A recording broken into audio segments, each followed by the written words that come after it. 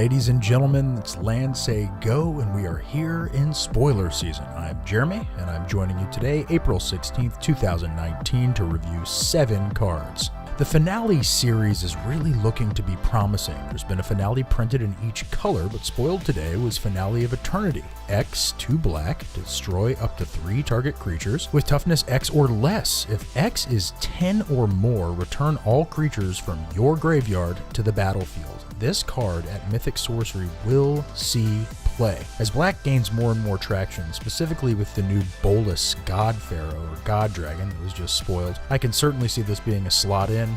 The power is just too much to deny. The fact that you could actually get into some graveyard shenanigans where you're getting some additional recursion from all of your creatures from the graveyard to the battlefield is really, really exciting. In mono black, we've got Cabal Stronghold to be able to get us to 10, although I don't really see a lot of that taking place. More, the finale series kind of plays well into Azur's Gateway, don't you think? Oath of Kaya, 3 converted mana cost, legendary enchantment. This card is incredible. It is actually direct damage in white and black, deals 3 damage to any target, and you gain 3 life. So for 3 mana, we are getting a lightning helix in the form of an enchantment as it enters the battlefield. And whenever an opponent attacks a planeswalker you control with 1 or more creatures, Oath of Kaya deals 2 damage to that player and you gain 2 life.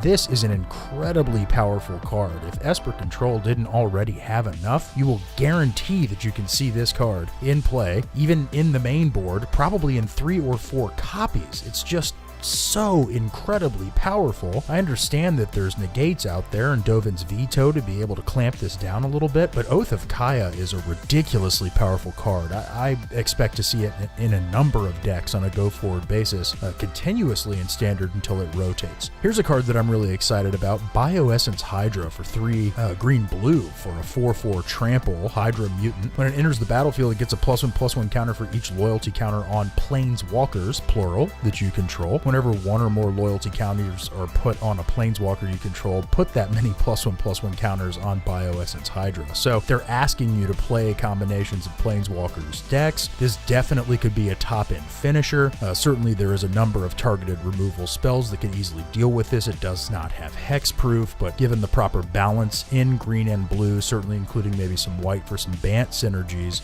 we have ways to defend this creature. It is terrifying. It will be huge in the proper deck, and I expect to see some play out of it. Again, very exciting. All 3 of these last cards that we've spoiled thus far will likely see play in Standard. Storm the Citadel, 4 colorless and a green for a sorcery. Till end of turn, creatures you control get +2/+2 and gain whenever this creature deals combat damage to a player or planeswalker, destroy target artifact or enchantment defending player controls. Casting cost is a little bit high. It does come in at uncommon. Likely, potentially some limited play, but even still then, primarily a sideboard card. Not a bad card, just a sideboard card. Casualties of War for 2 colorless, 2 black, 2 green. This is an incredibly good card. I really don't know what else to say beyond there are 5 options and you can choose up to all 5. This reminds me of a number of old sorceries that used to be printed, but there were requirements on some of those where you actually had to destroy each one of those specific types of permanent. This one just gives you the flexibility to select one of 5, either artifact, creature, enchantment, land, or planeswalker. And if Golgari's not playing this, if Sultai's not playing this, Sultai mid-range decks are certainly still going to be a thing as the meta continues to roll into War of the Spark. But you can guarantee that at 6, Casualties of War is probably a card that will see play. If you can't find uses for it, you're not reading hard enough. Finale of Revelation for X2 blue. Again, this is the Mythic Sorcery cycle on the finales. Draw X cards if X is 10 or more. Instead, shuffle your graveyard into your library, draw X cards, untap up to 5 lands, and you have no maximum hand size for the rest of the game. Exile Finale of Revelation. This sorcery is bonkers. In a format where we have Wilderness Reclamation, where we have the ability to cast sorceries at instant speed on a regular basis, where we have a new Nissa who shakes the world, where our green sources, our forests specifically, are tapping for an additional green mana. It is not outside the realm of possibility that we would be able to easily cast this spell, load our hand with Nexus of Fates, untap with the Wilderness Reclamation, hold priority, cast a Nexus of Fate, and go right back to the races. This is a great card. It will see play. Specifically, the black and blue versions of these finales will see play. They will happen. The green's a little weak. I love the white version, Finale of Glory, and the red version will also probably see some play.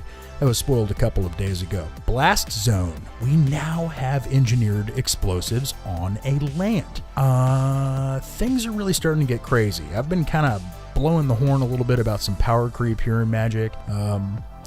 Not necessarily a bad thing. The evolution of the game certainly is positive, but Blast Zone, being a land, entering the battlefield with a single charge counter on it, in an environment where we have Proliferate, where we have the ability to increase counters on permanents, really does kind of raise some eyebrows. It taps for a colorless mana, and for 2x, you can put X charge counters on Blast Zone. For 3, you tap it, sacrifice it, destroy each non-land permanent with converted mana cost equal to the number of charge counters on Blast Zone. In a legacy format, land's got a major piece here. In a modern format, this will probably see play. In standard, I would even also consider that this would probably see play. It is an incredibly powerful land. It will be a chase rare, and I am excited to see what kind of shenanigans Say Go can create with our decks that we will be brewing in the future. That's the cards for today, folks. April 16th, 2019. Remember to join us at www.landsaygo.com. Follow us at LandsayGo1 on Twitter, and join us on the Sideboard, our community group on Facebook. It's free to join,